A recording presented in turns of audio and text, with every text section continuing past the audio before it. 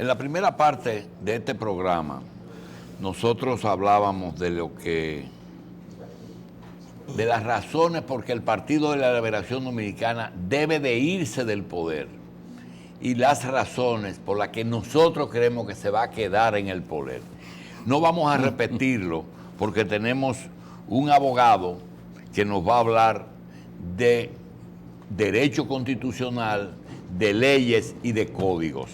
Justamente en un momento en que nosotros decíamos que la palabra seguridad jurídica es muy maltratada todos los días, pero los principales problemas de este país no están en el poder ejecutivo, están en el poder judicial, que ha sido manejado en los últimos 20 años por una era del PLD que ha acaparado los tres poderes públicos y que cuando ha hecho modificaciones constitucionales, cuando ha propuesto nuevos códigos, generalmente las modificaciones constitucionales han sido en interés de cubrir como follaje el interés principal, que es la reelección o las reelecciones. Y segundo, el tema de los códigos que han sido una medicina peor que la enfermedad. Justamente en el día de ayer teníamos un ejemplo que decía que los embargos con un notario era un avance en el proceso de embargo, como fue en el año en que Donald Reed era presidente y poder legislativo, que legisló para que un vehículo se pueda confiscar con simplemente que el que lo vendió coge la llave y se lo lleva por un atraso de un mes de pago. Eso fue un avance. Eso produjo muchísimo incremento de las ventas condicionales, porque estaba en manos del vendedor la confiscación del vehículo. Ahora, con un notario y una persona que proteja al notario, que pueden ser 1 o 200, se consigue un embargo. Eso, por otra parte, los hombres de empresa dicen, es bueno porque podemos cobrar, pero por otra parte dice, es que ya no es un protector de un notario, sino es una banda que destruye y que no se sabe dónde comienza la empresa embargada y donde ellos quieran. Ellos vienen ahora mismo y te dicen, eso es propiedad y después tú tienes que demostrarlo, pero mientras tanto se lo llevan, lo destruyen o se lo cogen. Eso es de las cosas que el PLD, preocupado por sus problemas, no se ha ocupado de esos detalles. Nosotros queremos preguntarle al doctor como primera pregunta, 2010, ¿se hizo una constitución nueva o una modificación sustancial de nuestra constitución, doctor? Sí. Primeramente, buen día, doctor. Buenos días a todo el panel, realmente. Y dar las gracias por habernos extendido la invitación. La pregunta es interesantísima. Interesante por lo que me rememora en los tiempos de docencia en la universidad. Recuerdo de manera precisa al doctor Toño Avelino, que nos hablaba justamente de lo que había sido el ciclo histórico de las modificaciones constitucionales tenidas en la sociedad dominicana. Y él nos decía al final de la jornada, al final de cuentas, la Constitución es la misma. Los cambios son pírricos, no han sido sustanciales. En el caso específico de la Constitución del 2010 pasó lo mismo. El único objetivo que parecía tener el presidente de turno en ese momento histórico era el cambio del nunca jamás. Y eso lo sabe en República Dominicana todo el que ha tenido de alguna forma algún tipo de acceso a lo que son las cuestiones de corte constitucional. Y todo eso se inscribe en el marco de lo que ha sido el deseo histórico, convencional, tradicional de la clase política dominicana. Todo el que llega al poder inmediatamente piensa en reelegirse. En ese momento el presidente de turno entendía que le iba a ser imposible volver, ya tenía 3 periodos. Entonces dice, bueno, pero ¿y cómo yo venzo la inercia o ese muro de contención de ese nunca jamás? Y sencillamente promovió un cambio constitucional. Claro está, a la altura de lo que era su expresión intelectual y su formación, porque ya habíamos tenido un precedente en el 2002 de un cambio brusco, arbitrario, de lo que era la Constitución, para pura y simplemente garantizar que el que estaba en el poder en ese momento, que era Hipólito Mejía, pudiera repostularse, como así sucedió. Y al final lo que hizo fue que le dejó la alfombra tendida a quien luego ascendió al poder y pudo reelegirse sin tener que gastar el dinero que se gasta en el Congreso, y ese es un elemento importante también a ser sacado a colación. Porque ¿cuánto le cuesta al país una modificación constitucional? Le cuesta un dineral, le cuestan arreglos políticos, le cuesta de todo. Sin embargo, cuando se habla de eso, la gente no pondera esa variable, que es quizás la que mayor peso específico tiene. Dar lo que es la comida del BOA, de ese Congreso de la República que se planta en venta y dice, si no viene lo mío, no hay modificación constitucional. Entonces, en definitiva, la idea de lo que fue esa reforma constitucional da la impresión a cualquiera que la ve que sí que hubo cambios sustanciales, pero en definitiva no hubo tales cambios. Basta con irse a lo que es la Convención Americana de los Derechos Humanos, que es el Pacto de San José de 1969, y lo que es el Pacto Internacional de los Derechos Civiles y Políticos de 1966, el denominado Pacto de Nueva York. Y ahí nos damos cuenta que la gran generalidad, o que la generalidad de esas garantías constitucionalmente aceptadas en ese momento histórico, léase el 2010, estaban todas ahí. Es decir, no hubo gran cambio, pero sí se vendió publicitariamente como si así lo fuera. Que conste, no quiero hacer ningún tipo de... que no se vea esto como un ataque, sino como la expresión de un análisis a la luz de lo que es la pregunta que usted nos formula, doctor. Claro. Bien, pero necesitamos una nueva reforma constitucional, o como dicen algunos, solamente es cuestión de cumplir lo que hay para que las cosas caminen más apegadas a lo institucional. Bueno, todo depende. La reforma constitucional, para los que la quieran, los que de alguna manera la van a pagar, porque todo tiene un precio, entonces todo tiene un costo, y en materia política no es la excepción. ¿Quiénes modifican la Constitución? La clase política que está en el poder, porque los que no están en el poder no lo van a hacer. Entonces ellos saben que tienen que pagar para ello.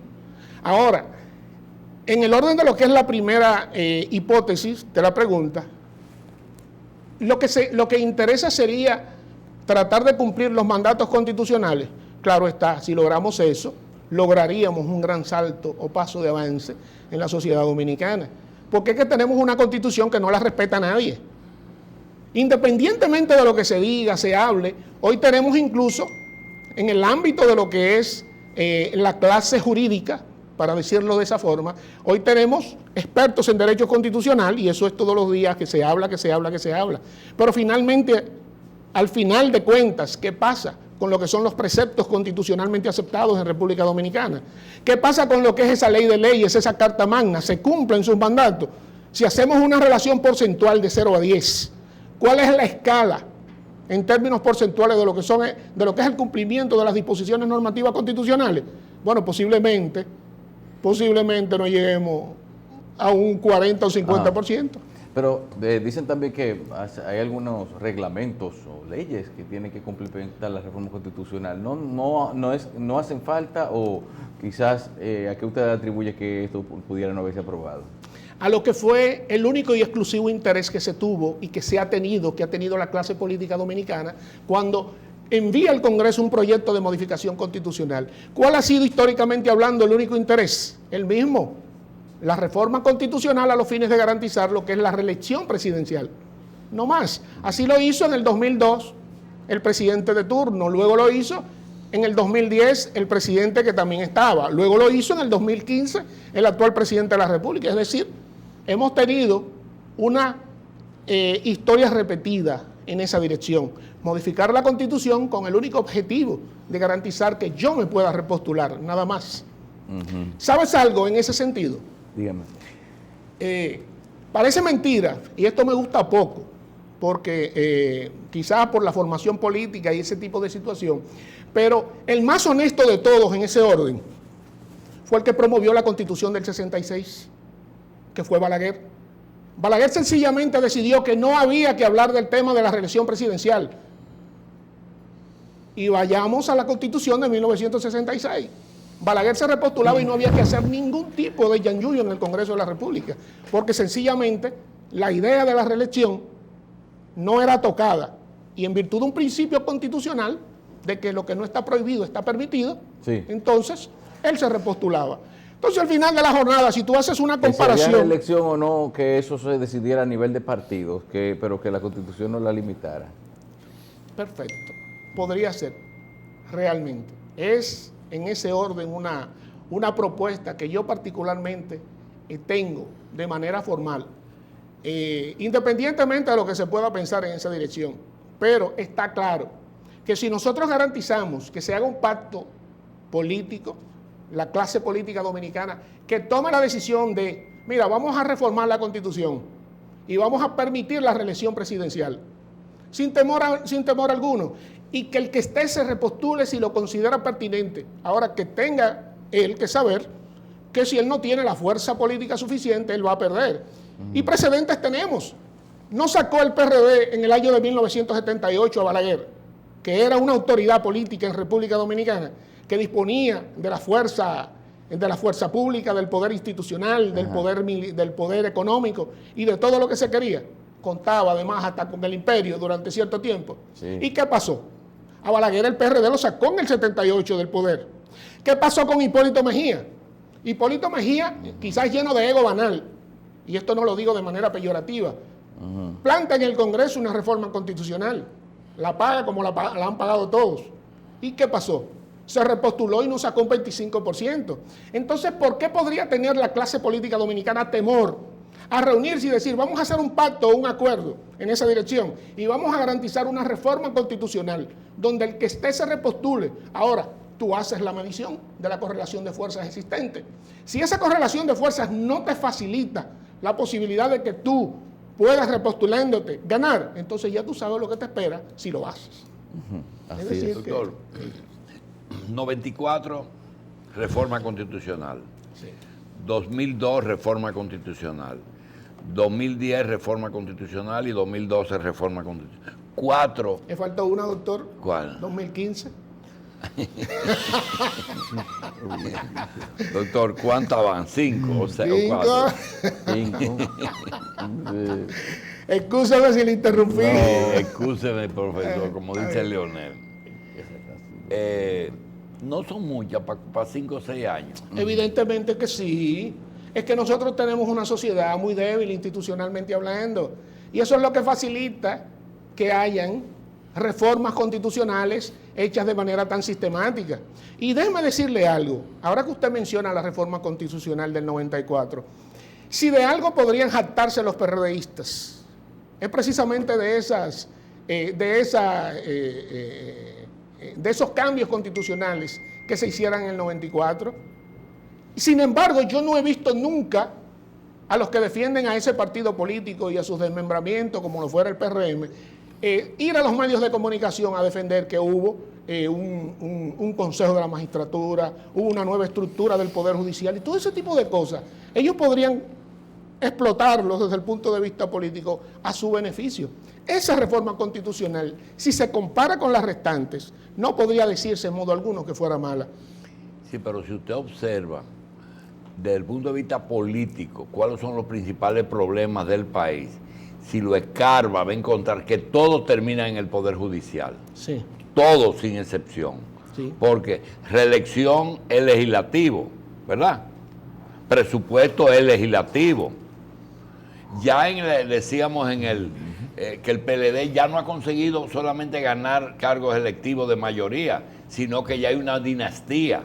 La cantidad de hijos de PLDistas, de esposas de PLDistas, de esa esposa, garantizan una permanencia que ya no es 2020, ya tenemos que hablar de 2024. Sí. Porque revertir eso en 2 años es humanamente imposible. Sí. Pero todavía más, vaya al Poder Judicial, te dicen, ay, que el código dice eso. Y yo le pregunto, doctor, Consejo de la Magistratura, Consejo del Poder Judicial, Consejo del Ministerio Público, ¿no existe algún organismo que en digamos, 15 o 20 juristas se nombren para coger todas las sentencias que se producen cada día y ponerle la nota al juez, porque en una sentencia es como un examen final de un estudiante, usted sabe ahí, por esa sentencia, sin tener que acudir a una instancia de apelación para que te la casen, en la Suprema que casan. Sí. Usted lo que tiene que revisar eso. Eso no se puede crear un consejo de educación superior a nivel de examinar jueces. Eso existe, la escuela de la judicatura. Pero eso es para enseñarlo a ser juez. Para enseñarlos, pero es que al final, pero es que al final de la jornada es cuestión de voluntad. Mire, si algo tiene la sociedad dominicana en el día de hoy, aparte de aquello de lo que adolece en el marco del Poder Judicial, es precisamente formación académica de los jueces. Cuando usted ve una sentencia disparatada, no vaya a creer en modo alguno que es el resultado de un desliz. No creen eso. ¿Es de ignorancia? No, que ignorancia. ¿Y de qué? Ignorancia no. Son decisiones dadas generalmente con una conciencia clara de lo que están haciendo, pero ellos saben que están beneficiando a un sector y perjudicando a otro. Nosotros tenemos entre las cosas, cuando usted tiene un juez que va a fallar, si es político el caso, ya usted sabe para dónde que va. Pregúntele a Domínguez Brito, que no apeló, y esa no apelación fue política o no. Claro. Ya tiene uno. Número dos, ese presidente de la Suprema, una estrella para mí, yo creo que es un ejemplo, pero cuando es política la cosa, no espere otra cosa que vaya a perjudicar al partido que está en la Avenida Independencia. Otra cosa. Ahora, si ya no es político y el juez tiene libertad de aplicar la ley, entonces viene, usted sabe que hay bufetes de abogados, que lo primero que hace es que se buscan jueces cuando están eligiendo jueces, ¿o no? Es así. ¿Verdad? Es así. Y aquí hay bufetes de abogados que no pierden. No pierden en los tribunales de la República. No, es que aquí en República Dominicana es correcto lo que usted dice. Existe una élite jurídica. Exacto. Y ustedes los ven y muchos de ellos a veces los vemos en estos programas de televisión pontificando. Y sin embargo son miembros de organizaciones incluso con revestimiento internacional. Pero son personas que forman parte de lo que son los estamentos de poder y de dirección en las estructuras judiciales. Y cuando usted oye, por ejemplo, dos jueces buenos, bien capaces, que pertenecen a un tribunal colegiado como es la Suprema, decirse cosas como Miriam Germán y el presidente de la Suprema, usted como abogado, ¿qué usted piensa? Me resulta un poco cuesta arriba. Fueron profesor mío los dos y yo le tengo mucho respeto, en especial a Miriam Germán, una profesora brillante. Pero a veces uno piensa y dice así, pero calladito por dentro, y dice, oye, pero no es un poco de protagonismo salir con eso. Pero como cada uno es dueño de lo que pero piensa. El problema es cuando tú tienes un ministerio público que le dice a los jueces, aquí los que están buscando los abogados o los imputados es el juez que le conviene. Lo que pasa es... Eso merece que el Poder Judicial responda. Sí, no. Con eso hay que tener cuidado y se parece a lo que le decía un abogado amigo de la barra contraria de ayer. Pero mira, el mismo caso de Miriam Germán y de, ¿cómo se llama? El juicio de Odebrecht. Sí. Ortega. Hay una cosa, Ortega es porque ya es prejuiciado, ya él jugó ese caso. Sí. Y segundo, Miriam dijo que ella es amiga de Víctor Díaz. También está comprometida. Y ella va a ser de la corte que penal. Sí, de la sala penal. Ella va a juzgar a Víctor Díaz. No debería de hacerlo, debería inhibirse. Todos aquellos que de alguna manera han emitido algún tipo de opinión, en ese caso o en cualquier otro, jurídicamente hablando, están impedidos, están vedados. Y si usted, por ejemplo, en un caso, da una bailadita con una jueza un día en un sitio público, ya tiene que inhibirse. Bueno, debería de hacerlo. Por bailar. Es que ya hay un acercamiento que de alguna manera puede... ¿Y hay que ser enemigo entonces? No necesariamente, pero los jueces... en un país tan pequeño es difícil, doctor. Sí, es sumamente difícil. Es difícil. Pero deben marcar un poco la distancia. Lo que pasa es que en República Dominicana los jueces... Es que bailar con una mano en el pecho no es fácil, no es agradable. Es que ella no baila más que con quien le interesa. No vaya a perderse en ese sentido. Cuando no hay... Óigame bien, doctor, el Poder Judicial lo decide aquí dos cosas. Una vez, le voy a hacer una anécdota, una vez Polibio Díaz fue donde un candidato de Balaguer para la Suprema Corte.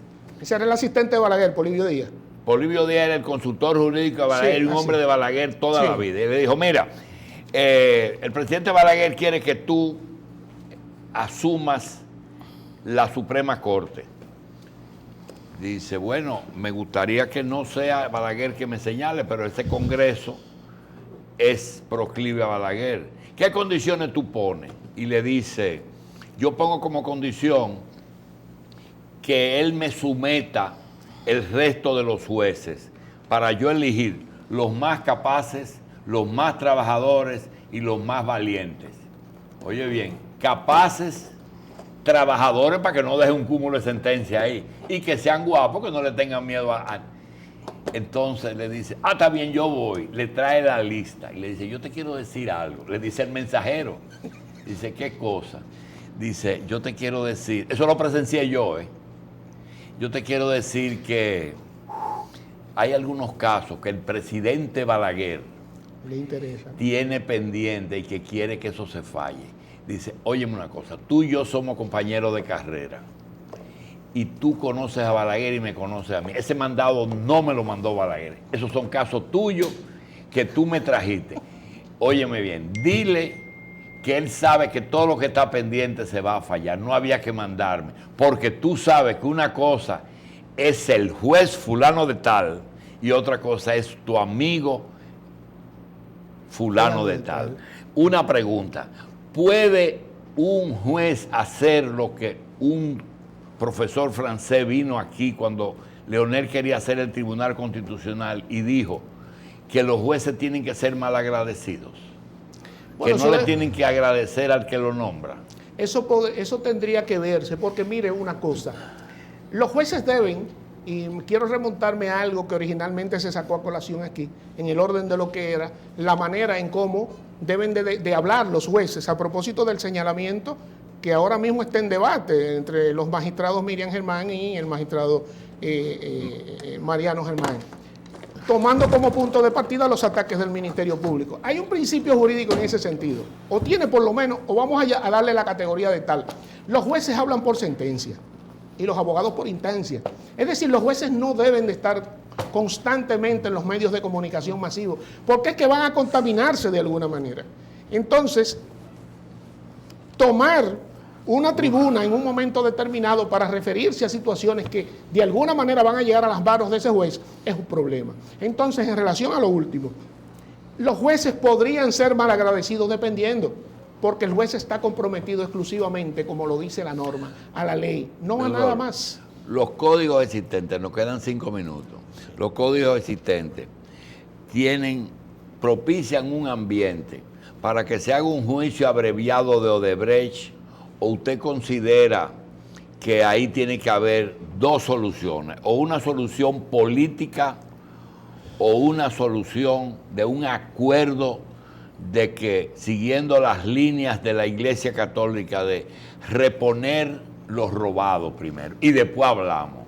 Y tercero, esa es una tercera opción, de dejar que los tribunales actúen y coger 95. Ya, por ejemplo, el juicio de ahorita, usted puede estar seguro que se pospone. Claro. Seguro, porque ya hay 6 elementos nuevos que nombraron ayer, ¿verdad? Denos su opinión de ese caso. ¿Cómo usted sospecha que va a terminar? Bueno, originalmente en el introito, si se quiere, usted hablaba de lo que era la situación de los jueces, el proceso de selección de los mismos, quienes los eligen, cómo y para qué los eligen. Es decir, ahí se define su perfil. ¿Para qué elegir a un juez? Entonces, ahí tenemos de entrada por dónde podría dirigirse un proceso de tanta envergadura como lo es el caso de Odebrecht. 92 millones de dólares por el medio. ¿Y quiénes están envueltos ahí? Una gran parte de la clase política dominicana. Cuando hablamos de Díaz Rúa no estamos hablando de cualquier cosa. Estamos hablando del jefe de la finanzas del Partido de la Liberación Dominicana. Y el ministro de Obras Públicas del gobierno de Leonel. Y el ministro de Obras Públicas. 10 años. 10 años. Entonces estamos hablando también del jefe de organización del mismo partido de gobierno. Y están jugando el partido. Están jugando el partido. Que ya dijeron que usaron esos fondos en el partido. Comprometiendo en ese sentido a su propio partido. Da la impresión, a ojos de buen, ¿verdad?, avisor, diríamos, pero ven acá, hay que sentar al PLD en el banquillo de los acusados. Seguro, por lo que ellos dicen entonces. Son ellos los que están incriminando a su propio partido. Claro, uno no creo yo que sea tan bobo como para entender que ese sea pura y simplemente el objetivo. El objetivo No, el es objetivo es nos jodamos o nos salvamos todos, se jode todo el mundo. Exactamente. Eso es lo que ellos buscan. Involucrar para poner, como el hombre el borracho que pidió la caja de ron. Dice, bueno, vamos a grabar el problema. Doctor, en el caso de modificación, le preguntó Carlos, si fuera usted el de la decisión, ¿qué constitución, qué reforma constitucional usted propondría? Y después de haber hecho, de lograr esa reforma, ¿cuántos años nos daría de descanso para hacer la próxima? Mire, yo me referiría ahora mismo, para saciar la sed de la clase política dominicana, a un solo punto. ¿Cuál?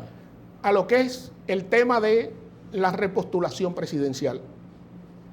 Lo tengo escrito, pienso publicarlo, pero ya lo dije por aquí, es decir, que ya lo sabe el país. Mi propuesta es categórica y firme en ese sentido. Yo creo que la clase política dominicana debe sentarse y decidir, mire, vamos a mandar al Congreso un proyecto de reforma constitucional que permita la repostulación presidencial. Que usted en el poder decida cuántas veces se pueda repostular. Claro, defínase en ese sentido cuál es su plataforma electoral, porque no va a querer que le pase lo mismo que le pasó al que se repostuló en el 2004, que gastó una millonada y sencillamente perdió las elecciones. Y salió del poder con muchísimas dificultades para poder volver. De manera que solamente tomando en consideración el tema actual, en el orden de lo que es el interés de la clase política dominicana, reformar la misma para garantizarle al que está que se repostule. Ahora, usted será juez de su decisión. Si pierde, es usted el culpable. Doctor Tejada, eso es en lo referente a largo plazo. En lo inmediato, los códigos, sobre todo el penal, que te produce todos los días un problema, que ese hombre que soltaron estaba condenado, que cómo es posible que un hombre con 10 expedientes estaba, que te hacen una ocupación de una tierra, un grupo, y tú vas y le pedís que te lo desalojen y te dicen, no, necesito una orden de un fiscal para desalojar a una gente que se entró sin orden del fiscal ahí. ¿Cómo usted ve esos códigos? ¿Son sujetos de modificación? Obviamente que sí, nosotros tenemos un código penal que es de 1804. Es el código penal que se propone en Francia, Napoleón, en el momento histórico en que reinaba, porque se convirtió en emperador. Y era un código avanzado para la época. Es el código de la clase política que empieza a gobernar. La burguesía como clase toma el control del poder en ese momento histórico. Pero ¿qué pasa? Los franceses hicieron varias modificaciones en ese código. Sin embargo, cuando viene a República Dominicana, viene el código que definitivamente ya había sido modificado y cambiado. Ese código penal nuestro necesita muchas reformas. Cuando tú tienes crean un ministerio, dice, esa ley creó el ministerio tal, o ese decreto creó tal departamento. Después viene de un bendito reglamento. En justicia no hay leyes y reglamentos en que tú puedas decir, bueno, la ley dice eso, pero la fiscal puede hacer algo más que el reglamento le permita, o eso no existe. No, claro que no. Existe el principio de la legalidad. Todas las Ajustarse decisiones totalmente a la ley. Sí. Todas las decisiones dictadas por los jueces, Ministerio Público y por cualquier persona tienen que estar enmarcadas en el ámbito del principio de la legalidad. Si usted observa, ese principio rige a los jueces, rige el estatuto del Ministerio Público, es la ley 133-11, y rige todo lo que pudiera ser realmente el grueso de actuaciones que debe llevar a cabo aquí cualquier persona. De manera que la idea de la legalidad es fundamental, es el norte cardinal. Ahora, el tema de los reglamentos me permite a mí hacer un simple y sencillo comentario. Siempre los he cuestionado. No he estado de acuerdo nunca, independientemente de que ya eso se hizo ley, de que cada vez que se promulga una ley en el Congreso de la República haya que hacer un reglamento. Yo creo en el principio de los franceses en ese sentido, que es el siguiente: la ley se basta a sí misma. No hay necesidad de hacer un reglamento para que se lo envíen al Poder Ejecutivo, para que el Poder Ejecutivo entonces haga un conjunto de repeticiones, que es lo que finalmente traen consigo los reglamentos, que son adheridos a esa ley. Sin embargo, los ponen como condición para que la ley empiece a entrar en vigencia. De manera que eso ya es un comentario muy particular. Doctor Johnny Tejada, venga cada rato. Gracias por estar aquí. Gracias. Doctor Johnny Tejada, abogado. Sí.